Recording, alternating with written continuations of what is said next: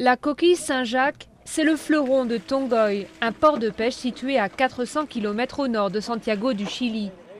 En dépit des 17 000 km qui les séparent des côtes du Japon, ici les cultures du précieux coquillage ont été ravagées par le tsunami du 11 mars.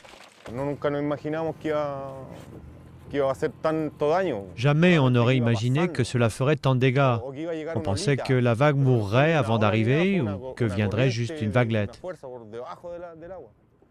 Mais ce n'était pas une vaguelette. C'était un courant sous-marin qui a laissé tout sans dessus-dessous.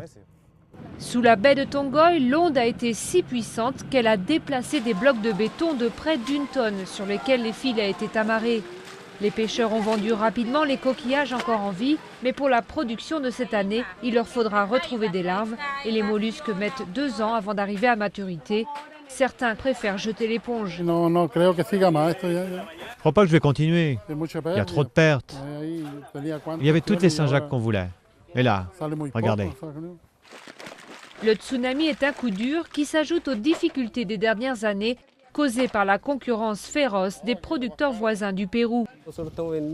Ici, aujourd'hui, on vend notre production au marché chilien parce que les prix de vente à l'étranger ont baissé à cause de la concurrence péruvienne.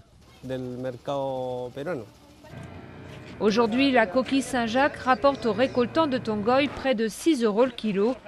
Pour ceux qui espèrent continuer à en vivre après le désastre, il ne reste d'autre option que de travailler encore plus.